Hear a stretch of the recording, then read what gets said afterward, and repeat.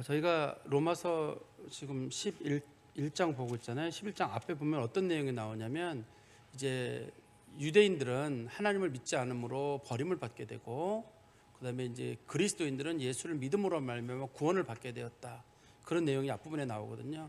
그러면서 구원의 중심이 유대인에게서 이방인들에게로 바뀌게 됐습니다. 그러는 사이에 이 이방인들의 마음의 변화가 생겼습니다. 과거에는 유대인들이 이방인들, 죄인들, 창기들을 멸시했었거든요. 근데 언제부터인가 그리스도인들이 이 사람들을 멸시하는 일이 생기게 됐습니다.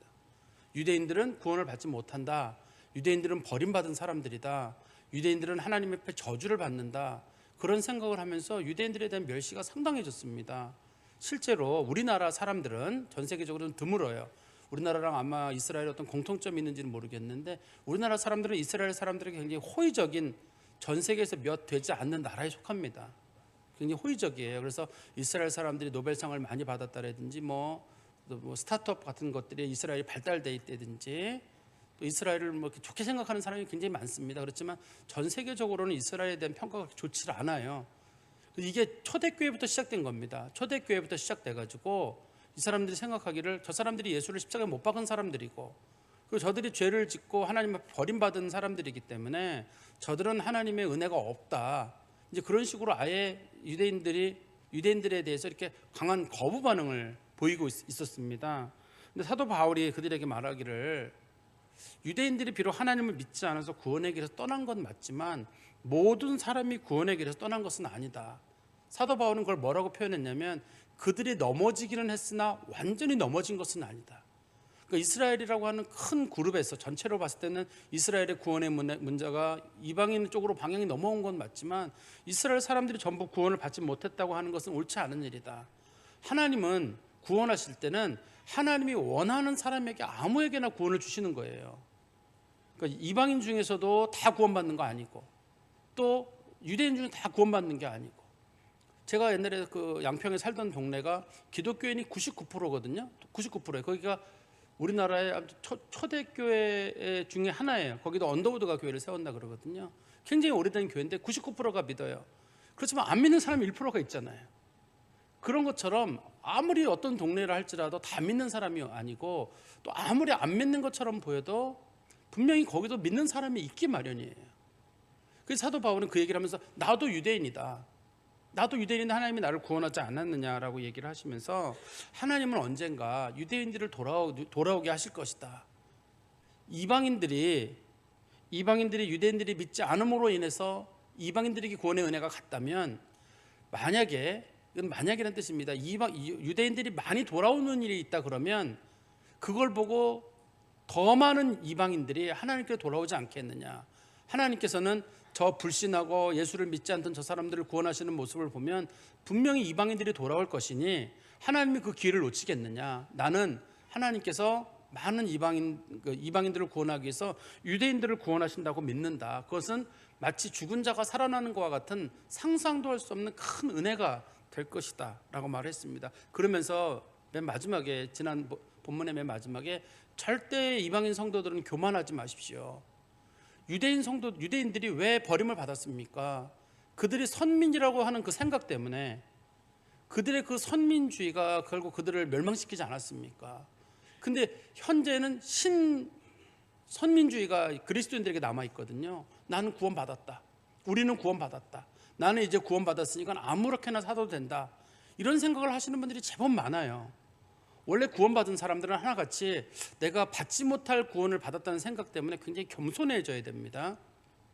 굉장히 겸손한 마음이 있어야 되는데, 이게 그런 마음을 갖기보다는 도리어 마음이 교만한 마음이 되어가지고 우리는 구원을 받았고 다른 사람들은 나보다 못하고, 이런 생각을 가진 사람들이 생각보다 많아요. 근데 우리 그리스도인들은 원래 구원을 받지 못할 사람들이 구원을 받은 사람들이잖아요. 구원을 받은 사람들이기 때문에 그게 은혜를 아는 사람이란 뜻입니다. 정말 그리스도인들은 겸손해야 돼요. 정말 겸손해야 되고, 유대인들이 했던 것처럼 우리도 실수하면 안 됩니다. 우리가 하나하나 들어가 보면 우리는 원래 불신자들이었어요. 우리는 이방인들이었고, 우리는 언약도 모르는 사람들이고 율법도 모르는 사람들이었는데, 하나님이 우리를 불쌍히 여기셔서 이제 긍휼하다는 말을 우리나라 말로 바꾸면 이제 불쌍히 여기시는 거잖아요. 하나님께서 저게 사람 되겠나 싶어가지고 그래 너희들에게 내가 뭘 원하겠니? 그저 믿기만 해라고 이렇게 구원의 은혜를 우리 가운데 주신 거거든요.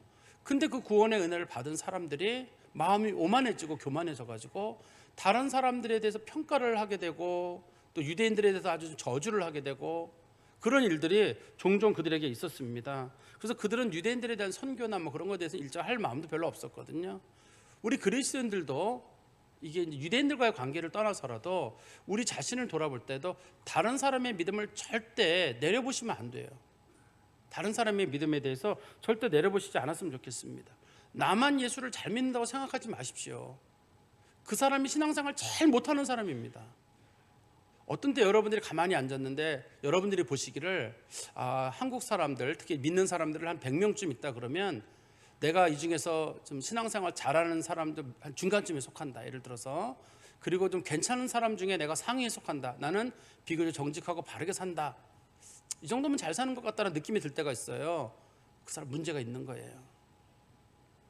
정말 내가 제일 죄인 중에 괴수 같을 때 사도 바울도 그가 영적으로 가장 기쁠 때 느꼈던 감정이 뭐냐면 내가 죄인 중에 괴수라는 거였어요. 그 다른 사람을 볼 때 우리가 볼 때는 다른 사람 정말 문제가 많은 사람이 있을 때에도 그래도 저 사람이 나보다 나은 면이 있을 거야. 내가 겉으로 하나님께서 가려주셔서 그렇지 나도 흉어물이 많고 나도 부족한 사람이야. 이런 마음이 있으면 그리스도인이 좋은 거예요. 근데 우리가 어떤 마음이 있냐면 우리 교회가 제일 좋은 교회, 우리 목사님이 제일 좋은 목사님, 또 우리가 하는 건 다 잘하는 거, 나는 다 좋은 거. 저도 가끔 이제 기독교 기독교 방송 같은 거 그런 거나 유튜브 같은 거 보면 목사님들이 정말 좋은 목사님들이 설교를 많이 하세요. 뭐 은혜 받는 일이 많습니다. 은혜를 받는 건 맞는데 별개의 문제로 간혹 보면 막 한국 교회를 막 심하게 비판하고 또 목회자들을 비판하고 막 그런 걸 제가 봐요. 뭐 그분들의 뜻은 회개를 촉구하려고 하시는지는 모르겠는데 그러나 그 속에 제가 들어가 보면서 우리가 과연 누구를 비판할 위치에 있을까? 돌아가 보면 나도 그보다 못한 면이 얼마든지 있거든요. 저도 제가 목회자지만 하나님께서 가려주시니까 목회자지 들여다 보면 제가 무슨 목회자가 될 자격이 있겠습니까? 우리가 누구를 비판해요? 근데 우리가 나는 신앙생활을 자꾸 잘한다는 생각이 들어요. 나는 잘한다는 생각이 들으니까 한국 교회는 썩었습니다. 여러분 여러분이란 말 자체가 타인을 객관화시키는 거잖아요. 여러분 우리가 썩었습니다면 맞아요. 나를 포함한 우리가 타락했습니다. 우리가 잘못했습니다는 맞는 말입니다. 우리라는 말로 집어넣으면 그건 맞는 말이지만 타인들을 객관화시켜가지고 한국 사람들이 어떻고 누가 어떻고 한국 교회가 어떻고 이런 것들은 옳지 않아요. 여러분들도 여러분들의 신앙이 깊은 부분에 들어가면 들어갈수록 다른 사람을 좀 이렇게 폄훼하지 마시고 좀 존중해 주세요. 저 사람이 어쩌면 나보다 나을지도 모른다. 어쩌면 내가 더 부족할지도 모른다. 어차피 여러분들이나 저나 하나님께서 불쌍히 여겨서 구원해 주신 것이 나아서 구원해 주신 건 아니거든요. 그게 우리 그리스도인들이 마음에 가져야 될 자세인 것 같습니다. 이제 오늘 본문에서는 사도 바울이 얘기하는 하나의 구원의 신비라는 것에 대해서 얘기를 해요. 구원이라고 하는 건 사람들이 이해할 수 없는 특별한 하나님의 신비라는 게 들어 있습니다. 이제 간혹 우리가 지금까지 로마서 1장부터 11장까지 오다 보니까 간혹 성도들 이런 질문하시는 분이 있어요. 목사님, 믿음으로 구원을 얻는 게 맞죠? 또 어떤 분들은 아니죠 목사님, 믿음으로도 구원을 받지만 거기에 행함도 합쳐져야죠. 이렇게 물어보시는 분이 계실 거예요. 믿음으로 구원을 받는 게 맞느냐, 행함이 거기 합쳐져야 되느냐? 사실은 둘 다 아니에요. 엄밀하게 말해서는 구원은 은혜로 받아요. 하나님의 은혜가 있어야 그 사람이 믿는 거고 하나님의 은혜가 있어야 그 사람의 행함도 있는 거예요. 그러니까 구원이라는 것 그 뒤에는 소위 믿음이라고 하는 거 우리가 믿음을 우리 구원의 중요한 표지로 여기고 있잖아요. 그렇지만 그 뒤에는 뭐가 있었냐면 하나님의 은혜와 하나님의 긍휼하심과 하나님의 인자하심이 먼저 전제가 돼서 하나님이 우리를 택해야지 우리가 믿음으로 구원받는 거지. 하나님의 구원의 문제가 하나님의 선택의 문제가 빠져버리면 우리의 믿음과 그다음에 우리의 행함은 맹목에 불과할 겁니다. 사실 그래서 이 믿음으로 구원받는다고 하면 많은 분들이 믿음마저도 우리의 공로라고 생각하거나 믿음 자체를 자랑거리로 생각하나 봐요. 믿음으로 구원받는다는 말은 원래 무슨 뜻이냐면 너희들의 공로는 전혀 없이 하나님이 하신다, 그 사실만 믿어라, 이런 뜻이거든요. 근데 우리는 믿음이냐 행함이냐 믿음도 행함도 엄밀한 의미에서는 아니에요. 하나님의 은혜가 거기에 작용을 하게 되면 안 믿던 사람도 믿어지고 행동이 없던 사람도 행동을 하게 되고, 그게 하나님의 구원의 원칙입니다. 그래서 종교개혁자들이 말하기를 그리스도인들이 가져야 되는 믿음의 원칙 첫 번째가, 우리가 믿음으로 구원받는다고 하는 어려운 표현입니다만 라틴어로 솔라 피데라고 하거든요. 오직 믿음으로 구원을 받는다고 하는데 그 믿음으로 구원받는다는 말의 전제는 뭐냐면 솔라 그라치아라 그럽니다. 오직 그 앞에 하나님의 은혜가 거기에 전제가 되어 있지 않으면, 은혜가 전제되어 있지 않으면 사람들이 믿지를 못해요. 사도 바울이 말하려고 하는 핵심도 그거거든요. 하나님의 섭리와 하나님의 궁휼하심과 하나님의 예정이라고 하는 큰 틀, 그거를 보지 못하고 함부로 구원의 문제에 대해서, 다른 사람들의 구원의 문제에 대해서도 함부로 말하지 말라는 겁니다. 우리 그리스도인들이 가져야 될 마음의 자세일 것 같아요. 우리 그리스도인들이 사실 우리는 받지 못할 구원을 받은 사람들이라고 제가 말씀드렸잖아요. 우리가 받지 못할 구원을 받은 사람들입니다. 그렇기 때문에 우리는 늘 겸손한 마음으로 살아가야 되고 작은 것 하나에도 감사해야 되는 게 우리들의 마음의 태도가 아닐까 싶어요. 저도 제가 말씀을 준비하면서 이런 생각을 한번 해봤습니다. 우리가 하나님의 은혜로 살아가는 것 중에 사실 저도 마찬가지로 누리지 못할 것들을 누리고 간다는 생각이 들어요. 우리는 일상적으로 누리는 많은 것들이 있지만 누군가는 이거 누리지 못하는 겁니다. 여러분들이 여기 걸어서 들어오잖아요. 여러분들은 뭐 걸어서 들어오는 게 아무것도 아닌 것 같지만 걷는 것도 굉장한 은혜예요. 많은 분들이 못 걷습니다, 여기를. 또 여러분 중에는 목사님 저는 몸이 아프고요, 어디가 아파요? 진짜 아픈 분은 여기 못 왔습니다. 진짜 아픈 분은 여기 못 왔고, 여러분들이 어떻든 여기 왔다는 얘기는 그래도 비교적 건강한 분들 중에 속하다는 뜻이에요. 저는 근심 걱정이 너무 많아서, 진짜 근심 걱정 있는 사람들은 아예 그냥 엄두를 못 내고 살아요. 시간적 여유도 없습니다. 그런데 하나님께서는 우리에게 은혜를 베푸셔서 우리는 그래도 견딜만한 상황에 놓여 있고, 그래도 참 세상 말로는 운이 좋은 사람들이에요. 운이 좋은 사람들이어서 하나님의 은혜 가운데 여기 살아가는 사람들이고 이 교회까지 온 사람들입니다. 그래서 우리가 살아가는 인생 자체도 돌이켜보면 하나님이 그냥 은혜로 주신 거예요. 모든 만남도 모든 시간도. 그리고 뿐만 아니라 우리가 이 세상에 와서 그 긴 이 우주 역사 가운데서 어느 한 점밖에 안 되는 그 순간에 하나님 알게 된 거, 예수 믿게 된 거, 그리고 수많은 인류 가운데서 하나님 몇 명의 사람들 택해가지고 구원의 은혜를 주시는데 우리가 그 구원받고 천국 백성이 되는 거, 죽은 다음에도 하나님 나라에 가는 거, 인생은 짧지만 죽은 다음에 하나님 나라에 가는 거, 그게 우리 인생에게 정말 값진 은혜거든요. 이거 내가 받지 못할 걸 받은 거예요. 사실은 내가 무슨 뭐 그만한 대가를 치르거나 내가 그만큼 뭐 믿음이 좋거나, 우리가 믿기 전에 하나님이 우리를 먼저 택하셨고, 우리가 행하기 전에 하나님 먼저 우리를 아셨고, 그렇기 때문에 하나님의 은혜가 우리 가운데 먼저 임한 겁니다. 그런데 이제 유대인들에 대한 어떤 적대감을 가지고 있는 그리스도인들이 유대인들에 대한 강한 적대감을 보이니까 사도 바울이 그게 좀 마음에 들지 않은 거예요. 그래서 사도 바울이 뭐라고 말하냐면, 우리 25절에 보십시오. 형제들아 너희가 스스로 지혜 있다 하면서, 여기서 지혜 있다 하면서라는 말은 무슨 말이냐면, 스스로 지혜 있다는 말은 제발 제멋대로 생각하지 말라는 거예요. 너희들 생각대로 너희들 마음대로 생각을 해가지고 이 사람은 구원받니, 저 사람은 구원 못 받니, 저 사람은 좋은 사람이, 저 사람은 나쁜 사람이니, 왜 니네 마음대로 생각하냐는 거예요. 구원의 문제에 대해서도 마찬가지거든요. 어떤 분들이 저 사람은 구원받아, 저 사람은 못 받아. 우리가 어떻게 알아요? 물론 구원받는 사람들의 표지는 믿음을 가진 사람들이고 예수를 주라고 고백하고 하나님을 아버지라고 고백하는 사람은 맞아요. 그렇지만 그거 왜 그 사람들이 그걸 다 공개화시키고 개방적으로 말하는 건 아니잖아요. 그러니까 우리는 어떤 사람에 대해서 지금 그 사람의 모습, 지금 그 사람이 안 믿는다고 지옥 간다고 함부로 말할 수도 없고, 하나님이 끝에 그 사람을 어떻게 부를지 우리는 모르거든요. 내가 지금은 신앙생활을 잘하지만 나중에 내가 얼마나 엉망의 신앙생활을 하게 될지 잘 모르는 일이어서 믿음도 자랑할 것도 없고 내 행함도 자랑할 것도 없는데 그냥 제멋대로 말하는, 이제 막 이방인에서 불신자에 있다가 이방인 그리스도인이 되던 돌아온 사람들이 막 돌아가고자 하는 말이 신앙이 어떠니, 구원이 어떠니, 유대인은 구원을 받니 못 받니, 누구는 구원받고 못 받니, 이런 얘기를 막 꺼낼 때 사도 바울이 그들에 대해서 굉장히 좀 화가 난 식으로 얘기를 하는 겁니다. 제발 제멋대로 말하지 마라. 그래서 유대인 초대교회들은, 처음에 초대교회들은 유대인들로부터 시작됐잖아요.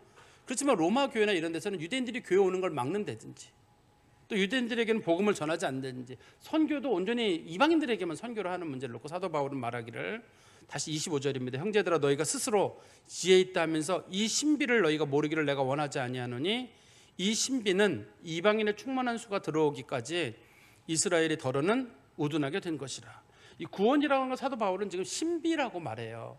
신비라고 말하는 이 신비라는 말이 영어의 미스테리잖아요. 소위 미스테리라고 말하는 이 하나님의 구원의 신비는 어떤 의미를 가지고 있냐면, 이게 인간이 이해할 수 있는 거랑 다르게 하나님으로부터 특별한 어떤 계시를 받은 사람만 알 수 있는 거예요. 사도 바울은 자기가 지금 이것은 신비다라고 말할 때 이거에 대한 원칙을 난 하나님께로부터 받았다. 당신들은 당신들 나름대로 스토리를 쓰면서 유대인들은 믿지 않으니까 유대인들이 이제 구원을 안 받을 거야. 저 사람들은 버림받을 거야. 이런 식의 말을 막 하는데 그러지 마라. 내가 하나님으로부터 직접 계시를 받았는데, 그 신비를 받았는데 하면서 사도 바울이 자기가 하나님의 신비를 깨달았다는 뜻일 거예요. 두 번째는 하나님께서 하시는 일들은 인간이 측량할 수 없는 방법이에요. 그래서 신비예요.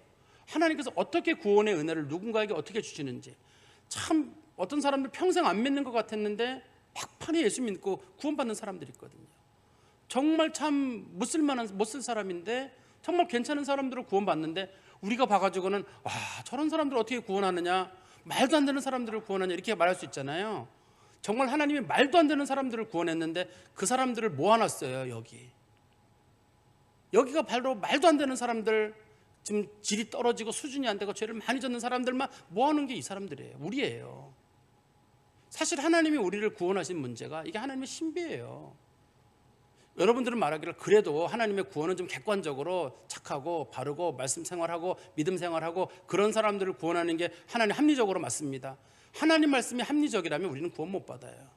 하나님께서 불합리하신 분이거든요. 말도 안 되는 죄인들을 불러다가 구원의 자리에 앉혀놓는 거예요. 그래서 사람들이 교회를 향해서 말하기를, 어떻게 교회에 저런 사람들이 들어있느냐. 맞아요, 저런 사람들이 들어있어요. 하나님이 실수하신 거예요. 맞아요, 실수하신 거예요. 우리가 볼 때는 하나님이 실수하신 거 맞아요. 그렇지만 우리는 하나님한테 뭐라고 말할 수 없는 게, 절대 주권은 하나님이 가지고 계신 분이니 우리는 하나님의 일절 뭐라고 말할 수 없습니다. 그러면 하나님께서는 왜 구원의 문제에서 지금 이방인들을 유대인들을 먼저 배제시켰느냐. 다시 본문의 말씀에 가보시면 이런 말씀이 있잖아요. 25절 세 번째 줄에 보시면, 이 신비는 이방인의 충만한 수가 들어오기까지 이스라엘의 덜어는 우둔하게 된 것이다. 이방인의 충만한 수라는 말은 하나님께서 먼저 구원을 이루실 때 처음에는 유대인들을 중심으로 구원을 이루셨거든요. 그게 효과적인 방법이어서, 그러다 하나님께서 유대인들이 자꾸 말씀을 거절하니까 구원의 은혜를 이방인들에게 보냈어요. 그래서 충만한 수라는 말은 하나님께서 이방인 중에서 구원하시기로 한 백성들, 그 사람들의 숫자를 적당한 숫자까지 하나님 구원하시게 될 때까지, 그때까지, 그러니까 많은 이방인들이 그리스도인들이 될 때까지 유대인들 중에서 상당수를 하나님께서, 이 본문에 보면 덜어는 이렇게 되어 있잖아요. 덜어는이란 말의 뜻이 우리나라 말로 표현이 아주 명확하진 않은데 영어로는 in parts예요. 부분적으로. 유대인들 중에 아주 적은 숫자들 혹은 많은 숫자들, 우리가 알지 못하는 어떤 숫자 정도인데 그 사람들이 하나님 말씀을 깨닫지 못하도록 만들었습니다. 그러니까 유대인들에게 하나님께서 구원의 문제를 거두신 것은 사실은 이방인들을 구원하기 위해서예요. 구원의 문제가 우리에게 집중이 된 겁니다. 하나님께서. 그래서 사도 바울은 아시아의 복음을 전하고 싶었던 이유는, 사도 바울이 유대인 중에 흩어진 사람들이 전부 다 아시아에 살았거든요. 대부분. 사도 바울은 유대인 선교를 원했기 때문에 하나님께서는 안 된다, 마케도니아로 가라, 로마로 가라. 그래서 사도 바울의 선교 방향을 유럽으로 틀어버려요. 그래서 유럽으로 틀어진 선교가 유대인 쪽으로 가지 않고 유럽으로 흘러가지고 영국이나 미국이나 이런 나라를 통해서 우리나라까지 복음이 들어오게 되고, 지금 우리나라 사람이 이스라엘로 선교를 가거든요. 우리나라 사람 중에 이스라엘 선교사가 많습니다. 지금 이스라엘로 우리나라가 선교를 가는 그 지경으로 상황이 바뀌었잖아요. 그러니까 하나님께서 적당한 시기까지는 이방인들을 구원하시고, 그 다음에 그때까지는 유대인들은 마음이 완악해져서 복음을 안 받아들이게 만들어놨어요. 그렇지만 어느 정도 시간이 지나고 나면 이 충만한 숫자에 들어온 그리스도인들이 유대인들에게 복음을 전할 수 있도록 하나님께서 은혜를 베푸신다는 겁니다. 그리고 마침내 26절에 그리하여 온 이스라엘이 구원을 받으리라. 이방인의 충만한 수가 돌아오고 난 다음에 유대인들 중에서 상당수가, 이 본문에서 온 이스라엘이라는 말의 뜻도 마찬가지예요. 우리나라 말에 온 이스라엘이면 모든 이스라엘이 구원을 받는 것처럼 말하지만, 성경에서 여기서 쓰는 온이란 말은 제가 영어를 써서 좀 죄송한데요. 영어에 all이라는 말 있잖아요. 모두를 나타내는 all이라는 말이 있고 한 사람 한 사람을 나타내는 every라는 말이 있습니다. 여기서는 이 on이란 말은 all이라는 뜻이에요. 전체적인 큰 틀에서 유대인들의 중에서 하나님이 택한 백성들이 구원을 받을 거란 뜻이지 모든 사람은 아니에요. 예를 들어서 이스라엘 백성들이 가나안 땅에 들어갔습니다. 들어갔나요? 반 이상은 못 들어갔잖아요. 반 이상은 광야에서 죽었거든요. 그잖아요. 그래도 우리는 이스라엘이 가나안 땅에 들어갔습니다라고 말을 하는 이유는 이스라엘의 전체적인 그룹이 가나안 땅에 들어갔어요. 그렇지만 못 들어간 사람이 따로 있어요. 그러니까 온 이스라엘이다, 모든 이스라엘이라 할 때 그게 모든 사람 하나도 남김없이 그런 뜻이 아니라 하나님이 택하신 이스라엘 백성들은 그 안에서 때가 되면 구원을 받을 것이다, 그런 뜻입니다. 이거를 이제 구약 성경도 지지하고 있는데요. 우리 26절의 그 성경 인용 구절에 보시면 구원자가 시온에서 오사 야곱에게서 경건하지 않은 것을 돌이키시겠고, 경건하지 않다는 말은 하나님 믿지 않는 사람들, 그런 사람들을 하나님께서 오셔가지고 그 사람들을 바꿔주신대요. 그 사람들로 하여금 바꾸라고 말하는 게 아니라 하나님이 바꿔주시고, 27절입니다. 내가 그들의 죄를 없이 하실 때, 그들이 무슨 믿었거나 회개하는 게 아니라 하나님께서 오셔서 이런 그들의 죄를 없는 것으로 여겨주신다는 거예요. 그들에게 이루어질 내 언약이 이것이라. 즉 하나님께서는 말씀하시기를 이스라엘 사람들 중에도 그 사람들이 하나님을 믿지도 않고 뉘우치지도 않는데 어느 날 하나님께서 이스라엘 사람들에게 구원의 은혜를 주시기로 하시면 믿어지는 거예요. 우리도 마찬가지잖아요. 우리나라에 복음이 처음에 왔을 때 우리가 예수를 믿어야 되겠다, 그런 간절함이 있거나 열심히 살아야 되겠다, 그럴 때가 아니라 우리나라가 역사의 암흑기를 살고 있을 때입니다. 우리나라가 조선 말기를 살아가고 있을 때였거든요. 그때 하나님께서 선교사들을 보내가지고 우리에게 말씀을 주시고 우리에게 구원의 은혜를 주신 것처럼 이제 이스라엘 사람들도 정말 절망하고 있는 그런 상황에 하나님께서 그래, 너희들에게 내가 무슨 믿음을 바라겠느냐, 내가 너희들에게 무슨 행함을 바라겠느냐, 그저 내가 택한 백성들은 내가 구원하겠다. 그 택한 백성들에게 하나님 믿음을 주시고 그들에게 행함도 주시고, 그래서 하나님이 그들을 구원하시는 거예요. 구원의 은혜는 원래 그래요. 내가 믿고 내가 선행을 행하고 그게 아니라 하나님의 은혜가 작용을 하면 믿음이 있는 거고, 하나님의 은혜가 없으면 안 믿어지는 거예요, 이게. 그러니까 믿음을 하나님이 주신 거, 은혜로 선물로 주신 거고, 선택도 하나님이 주신 거고. 왜 하나님이 우리를 은혜를 베푸시고 우리를 선택하셨느냐? 불쌍해서예요.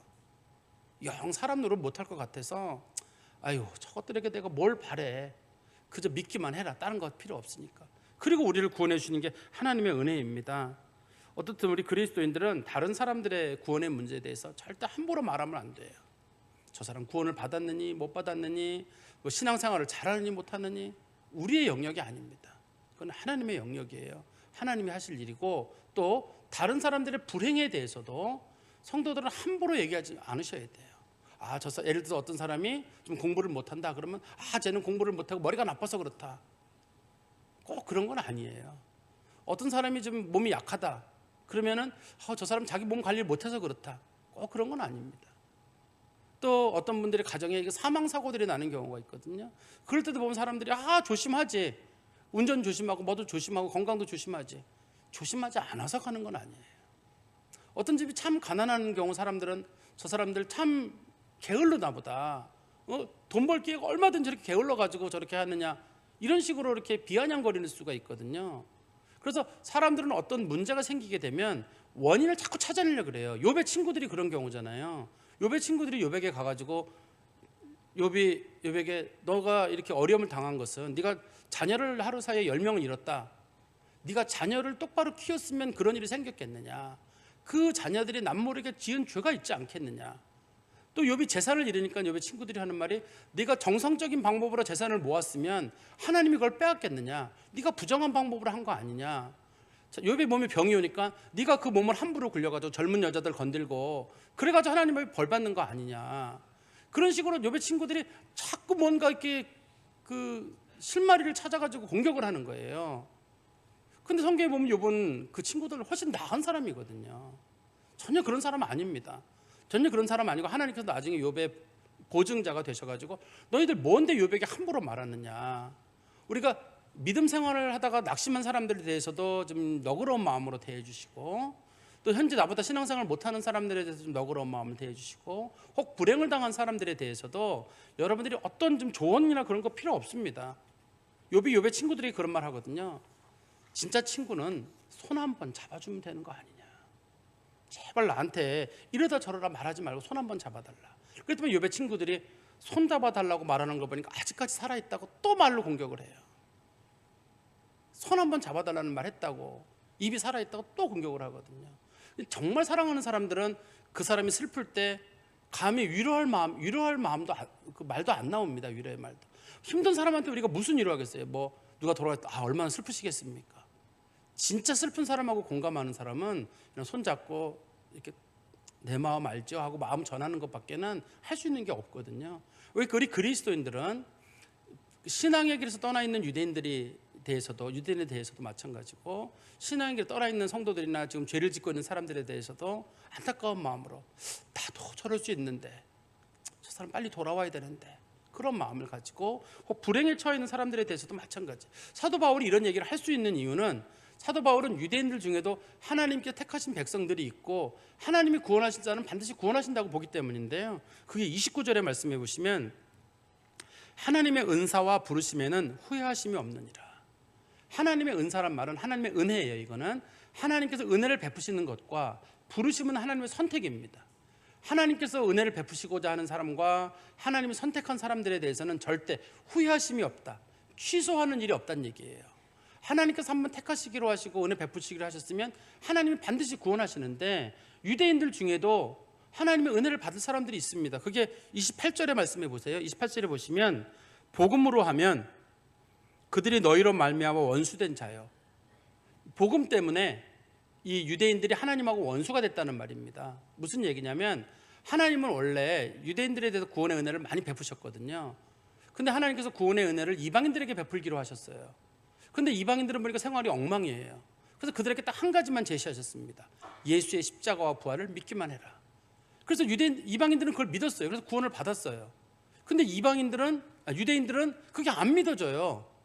예수 십자가와 예수의 부활을 믿기만 하면 된다는데 그게 안 믿어져요. 그래서 복음 때문에, 하나님께서 이방인들을 구원하시려고 주신 그 믿음의 구원 문제 때문에 유대인들하고 하나님은 원수가 됐어요. 저 복음만 아니었으면 우리는 아브라함과 이삭과 야곱의 자손으로서 구원의 길을 가는 사람들인데, 저 하나님 복음 때문에 우리랑 관계를 멀리 해놓으셨다. 우리로 말하면 이렇게 이해하시면 돼요. 하나님께서 구명정을 하나 만들었는데, 그 구명정에 딱 10명만 탈 수 있어요.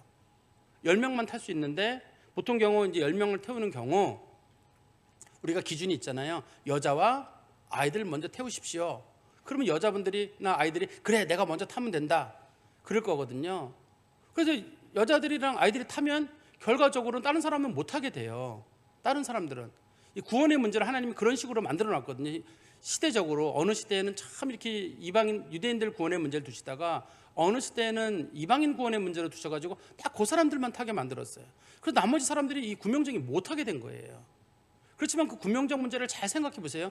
여자와 아이들만 탄다는 얘기는 결과적으로 내 남편도 못 탄다는 얘기고 내 아들도 못 탄다는 뜻이에요. 실제로는요. 그죠? 그게 여자와 아이들이 탄다고 좋은 것만은 아닙니다. 그때 내가 우리 아들 타야 됩니다 할 때, 당신 아들은 남자여서 안 됩니다. 우리 남편은요, 안 돼요.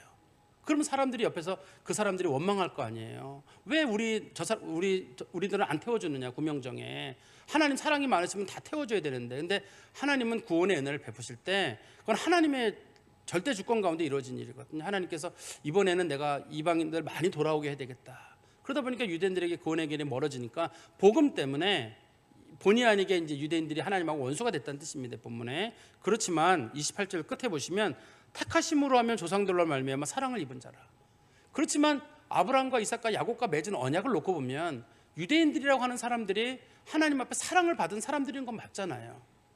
그들이 개별적으로 하나하나 들어가면 또 다른 차원이지만, 그러나 그 안에는 하나님께서 분명히 내가 아브라함과 이삭과 야곱을 통해서 구원의 자녀를 준다고 했기 때문에, 꼭 믿음으로 말미암은 자녀 말고도 하나님께서는 분명히 그 중에도 믿는 사람들을 남겨둘 거거든요. 그러니까 유대인들 내에도 하나님의 사랑이 있는 건 분명해요. 그러니까 하나님께서 택하심으로 말하면 그 중에서 아브라함과 이삭과 야곱의 후손들 중에 하나님 택한 사람이 분명히 있어요. 그 사람들은 사랑을 받을 거거든요. 그러니까 유대인들이 이방인들이 가진 생각처럼 이방인들은 구원받고 이제 유대인들은 구원 못 받고 유대인들이 믿지 않으니까 전부 다 지옥 가고 이런 식의 얘기를 하지 마라. 하나님께서 29절에 다시 보시면 하나님의 은사와 부르심에는 하나님의 은혜와 택하심에는 절대 취소함이 없다. 하나님은 택하시고 구원하시는 백성들은 반드시 구원하시거든요. 그리고 30절 말씀 보시면 너희가 전에는 하나님께 순종하지 아니하더니 이스라엘이 순종하지 아니함으로 이제 궁유를 입었는지라. 이와 같이 이 사람들이 순종하지 아니하니 이는 너희에게 베푸시는 궁율로 이제 그들도 궁유를 얻게 하려 하심이라. 하나님이 모든 사람을 순종하지 아니하는 가운데 가두어 두심은 모든 사람에게 공의를 베푸려 하심이로다. 우리 이방인들도 전혀 하나님 말씀 모르고 은혜 모르던 사람들이 우리가 구원받았거든요. 제가 처음에 말씀드린 대로 정말 자기가 죄인이고 구원받지 못할 가운데서 구원받았다고 하는 걸 아는 사람들은 하나님이 너무 고마워요. 하나님의 긍휼하심과 하나님의 너그러우심과 내 죄를 덮어주심과 모른 척 해주시는 것, 그게 너무 고마워요. 그래서 그런 것처럼 하나님께서 이 유대인들을 이렇게 하나님 버려두신 것처럼 하시고 구원의 길에서 멀게 하시면 나중에 유대인들이 하나님 앞에 돌아올 때 하나님이 우리에게도 은혜를 베푸셨구나 싶어가지고 돌아오는 유대인들이 하나님의 긍휼하심에 진심으로 감사드린다는 거예요. 이방인도 긍휼로 구원을 받았듯이 유대인도 긍휼로 구원을 받는 거지, 이방인은 긍휼로 하심으로 구원을 받고 유대인은 긍휼하심으로 구원을 받지 못한다, 그런 건 있을 수 없잖아요. 하나님은 유대인이나 이방인이나 모두 다 긍휼하심으로 구원하시는 걸 원칙으로 삼으셨기 때문에 하나님께서 지금 유대인들을 구원의 길에서 멀리 떨어진 것처럼 보이시는 이유는 그들이 하나님의 은혜를 감사하게 하시려는 것, 그게 하나님의 뜻이란 뜻이에요. 그 부분을 좀 정리해서 말씀드리면 하나님께서는 어떻든 간에 택하시기로 한 백성들은 반드시 택하시고 반드시 구원하시고 설령 그들이 믿음의 길에서 떠나는 것 같이 보이고 정말 큰 죄를 저지르고 누가 봐도 용서하지 못할 상황에 놓인다 할지라도 하나님의 구원은 떠나지 않으세요. 하나님 반드시 구원. 하나님께서 야 저건 내가 잘못 골랐다, 저건 내가 버려버리겠다, 취소하겠다, 이런 건 없어요. 하나님께서는. 그러니까 우리 성도들께서도 혹시라도 정말 절망적인 상황까지 가거나 그러면 내가 봐도 정말 이건 안 되겠다 싶은 상황이 갈 때에도 하나님이 나를 버리신 것 같이 정말 철저하게 여겨지는, 버림받은 것 같은 그런 고독한 순간이 왔을 때에도, 그럴 때에도 하나님에 대한 믿음을 끝까지 버리지 마세요. 하나님이 여러분들을 절대 버리지 않으시고 여러분들이 죄를 졌다고 해가지고 여러분들을 모른 척 하시는 그런 하나님은 아니십니다. 하나님 반드시 자기 백성들을 구원하시는 게 하나님의 뜻입니다. 그런데 이런 얘기들을 나누다 보면 사람들 내에 반발이 있습니다. 아니 하나님 구원의 원칙을 믿는 사람만 구원한다든지 아니면 뭐 택한 사람만 구원한다든지 이렇게 몇 가지 원칙을 놓고 하셔야 되는데 하나님이 구원하시는 게 영 엉망인 것 같아요. 아니 뭐 처음에는 뭐 유대인들 구원한다 그랬다, 아브라함, 이삭, 야곱이 어떻다가 어느 날은 또 이방인들을 뭐 믿음으로 구원한다고 하시다가 또 그 중에서 보면 또 유대인 중에도 구원받는 사람들이 있다고 하고, 내가 볼 때 유대인들은 안 믿는 것 같은데 이거 뭐 하나님 뭐 이게 제정신입니까? 이런 질문을 가진 사람들이 있을 거 아니에요. 그거에 대해서 33절에 보세요. 깊도다 하나님의 지혜와 지식의 풍성하며 그의 판단은 헤아리지 못할 것이며 그의 길은 찾지 못할 것이로다. 사람이 하나님께서 하신 일을 전혀 예상하지 못하도록 하나님 만들어 놓으셨어요. 사람이 하나님께서 왜 이렇게 하시는지 저렇게 하시는지 그걸 판단할 수 없다고 해놨는데, 이 본문에서 지혜와 지식의 풍성함이요라고 하면 우리는 하나님의 지혜와 지식이 깊다 이렇게 우리나라 말로 들리거든요. 그렇지만 성경적인 맥락에 놓고 보면 하나님의 사랑과 하나님의 은혜와 하나님의 긍휼하심이 얼마나 많으신지, 하나님께서 기쁘신 것은 단순히 지식이 많거나 판단이 깊거나 아주 뭐 묘한 방법으로 뭘 틀어놓는 그런 게 아니라 하나님께서는 구원의 원칙이 뭐냐면 긍휼하심과 인자하심과 사랑하심과 친절하심이에요. 하나님께서 많은 사람들을 구원하시기를 원하시고 용서하기를 원하시고 구원하시기를 원하시기 때문에 그게 하나님의 구원 원칙이에요. 구원 원칙을 제가 몇 가지 말씀드리면 하나님의 예정이 구원 원칙이고 선택이 구원 원칙이고 하나님의 은혜가 구원의 원칙이고 하나님의 긍휼하심, 불쌍히 여기심이 구원 원칙이고 우리에 대해서 늘 일양 신실하심으로 대하시는 것, 그게 하나님의 구원 원칙입니다. 구원 원칙이기 때문에 하나님께서는 정말 하나님이 은혜 베푸시고자 하는 사람은 끝까지 은혜를 베푸셔요. 하나님이 용서하시고 싶은 사람은 끝까지 용서하시고, 그게 하나님의 지혜와 지식의, 이 성경에서 말하는 지혜와 지식의 풍성함이에요. 하나님은 얼마나 우리를 사랑하시는지, 얼마나 우리에게 은혜를 베푸시는지, 끝까지 자기 백성을 버리지 아니하시는지. 34절입니다. 누가 주의 마음을 알았느냐, 누가 그의 모사가 되었느냐. 하나님 왜 이런 식으로 일을 하십니까? 라고 누가 말을 하냐는 거예요. 주의 모사가 됐냐는 말은 하나님 구원은 그런 식으로 하지 마시고, 유대인들 하나님 안 믿으니까 버리시고, 이방인들은 구원하시고, 내가 신앙생활 열심히 하니 나는 구원하시고, 나는 복을 주시고, 누군 복을 주지 마시고. 그 기준을 왜 우리가 정해요? 여기 본문에서 뭐냐면 네가 하나님이냐는 거예요. 하나님의 구원 원칙을 가지고 하나님이 일을 하시는데, 네가 뭐라고 하나님 예정이 어떻고 섭리가 어떻고 믿음이 어떻고 용서가 어떻고 이거 하나님 그 다 말씀하시고 이렇게 다 짜가지고 합리적으로 하십시오. 하나님은 네가 보기에는 그게 불합리하게 보여도 내가 너를 사랑하는 원칙과 은혜라는 원칙을 가지고 너를 구원하는데, 제발 하나님 왜 이런 식으로 하시느냐, 왜 저런 식으로 하시느냐. 특별히 우리 예정론을 말하다 보면 많은 분들이 그런 얘기 하시잖아요. 하나님은 왜 누구는 택하시고 누구는 버리십니까? 그러지 마십시오. 우리가 하나님 앞에 무슨 말을 해요? 하나님이 그 일을 하시는 하나님의 마음을 내가 어떻게 알고, 우리가 무슨 자격으로 하나님 앞에 하나님 그렇게 하지 마시고 이번엔 다 구원하시는 쪽으로 해라, 내가 볼 때 그게 좀 좋은 것 같다. 그래 하나님도 사람들에게 참 좋은 하나님을 인정받을 거니까 그동안은 내가 누구는 택하고 누구는 택하지 않았다고 했는데 취소하시고 내가 다 택하기로 했다, 이런 식으로 하십시오. 그러면 얼마나 좋아하냐는 거예요. 근데 우리가 하나님 앞에 무슨 말을 해요? 우리는 하나님이 하신 것을 그냥 믿음으로 받아들이고 수용할 뿐이거든요. 35절입니다. 누가 주께 먼저 드려서 받으심을 받겠느냐란 말은, 하나님은 부유하신 분이기 때문에 누가 하나님 앞에 뭘 해가지고 대가를 받는, 구원이라는 걸 대가를 받는 게 아닙니다. 여러분들이 믿음 생활 잘한다고 구원받는 게 아니거든요. 여러분들이 무슨 선행을 행한다고 구원받는 것도 아닙니다. 여러분들이 하나님께 많은 금액을 드린다고 구원받는 것도 아니에요. 하나님이 택하신 백성들에게 믿음도 주고 바칠 용기도 주시고 행동도 고쳐주시는 게 하나님이시지, 내가 이만큼 했으니까 하나님이 나를 구원하신다, 이런 건 없어요. 그런데 많은 사람들이 내가 믿음 생활 잘했으니까, 내가 그 다음에 하나님께 경건하게 살았으니까, 내가 뭐 했으니까 하나님 내게 은혜를 베푸신다, 이렇게 하지 말라는 거예요. 그거는 하나님이 다 알아서 하실 일이니까. 그렇죠? 36절입니다. 이는 만물이 주에게서 나오고 주로 말미암고 주에게로 돌아갑니다. 모든 것은 하나님에게서 시작되고 하나님으로부터 기인하는 일이고, 그 다음에 모든 건 하나님께 돌아간다. 다른 말로 말하면 모든 것에 대한 절대 주권은 하나님께 있다는 뜻이에요.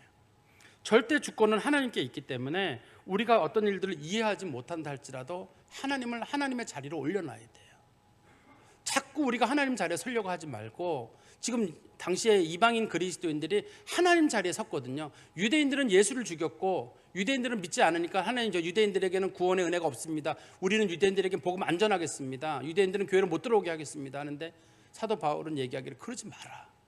너희들이 하나님의 마음을 어떻게 아냐? 하나님께서 구원하시려고 하시면 하시는 거 아니냐? 그러니 좀 너그러운 마음을 가지고 유대인도 대하고 안 믿는 사람들도 대하고 너희를 박해하는 사람들에 대해서 선교하고 용서하고, 그래서 그들을 구원의 길로 이끌라는 거 아니겠어요? 우리가 하나님을 하나님 자리로 놓는다, 이거를 이제 좀 어려운 표현으로는 하나님을 하나님 되게 하라라고 하거든요. 그러니까 네가 하나님이 되지 말고, 내가 하나님이 되지 말고 하나님이 하나님이 될 수 있도록 하나님 자리를 세워둬라. 영어로는 let God be God이라고 합니다. 하나님께서 하나님 자리로 차지할 수 있도록 하나님이 절대 주권을 가지고 하시는데, 범사에 우리가 하나님을 인정하라는 거예요, 우리 마음속에서. 그래서 하나님이 하시는 일이군요, 구원은. 저는 하나님이 누구를 구원하시든 다 받아들이겠습니다. 불행도 하나님이 주신 선물로 알고, 행복도 하나님이 주신 선물로 알고, 낮추시는 것도 하나님의 선물로 알고, 높으시는 것도 하나님의 선물로 알고, 나를 구원하신 것도 하나님의 일로 알고, 하나님이 거두시는 것도 하나님의 일로 알겠습니다. 범세 하나님을 인정하겠습니다. 그게 이제 그리스도인들이 가져야 될 마음의 자세일 겁니다. 우리가 항상 마음에 기억해야 될 것은 이 하나님의 주권이에요.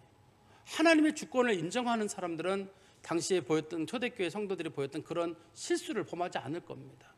그런데 우리가 하나님의 주권을 인정하지 못하니 내가 다른 사람의 구원 문제에 너무 쉽게 말을 하고, 다른 사람들의 삶에 대해서 너무 쉽게 말을 해요. 인생 자체에 대해서도, 다른 사람들의 불행과 행복에 대해서도 너무 쉽게 얘기를 하고, 우리가 범사에 하나님을 인정하시고 그저 우리는 피조물이고, 하나님이 은혜를 베푸시면 은혜 받는 거고, 하나님 은혜 거두시면 우리는 어쩔 수 없어요. 우리는 하나님 앞에 그래도 은혜 받은 사람이라, 은혜 받은 증거가 믿음이거든요. 우리는 은혜 받은 사람들이니 하나님이 앞으로 우리 인생을 어디로 인도하실 거예요. 내가 인생을 내가 끌어가는 게 아니라 하나님이 인생을 끌어가거든요. 하나님 인생을 끌어가는 줄 알고 하나님의 절대 주권에 우리 맡기고 우리 자신을 향해서든 타인을 향해서든 늘 말에 조심하시는 성도 되시기를 간절히 소망합니다. 기도하겠습니다. 하나님 아버지, 주님께 감사합니다. 우리는 허물과 죄로 죽었던 자들이고 소망 없는 자들이며 본질상 진노의 자식들이고 이방인이었던 자들이며 하나님 말씀을 지키지도 못하는 자들이었사오나 우리 주 예수 그리스도를 믿게 하시는 하나님의 은혜로 말미암아 우리가 구원의 자녀가 되었습니다. 내가 받지 못할 것을 받았고 누리지 못할 것을 누리게 될 줄은 생각도 못했습니다. 그러니 우리 주변에 있는 사람들 중에 이 은혜를 누리지 못할 사람이 누가 있겠습니까? 하나님이 주시고자 하시면 능히 주실 줄 믿습니다. 또한 하나님 아버지, 우리가 이 은혜를 받았사오니 받지 못한 사람들에게 아무 말도 하지 않게 하시고 그저 우리가 하나님 앞에 누리는 이 은혜에 대해서 진심으로 감사하는 삶을 살아갈 수 있도록 하나님 저희를 지켜주시며 입술에 파수꾼을 세워주셔서 저희가 조금이라도 교만하지 않게 하시고 하나님의 절대 주권을 꼭 인정하고 우리의 피조물됨을 하나님 앞에 인정하는 성도들 되게 하여 주시옵소서. 예수 그리스도의 이름으로 기도하옵나이다. 아멘.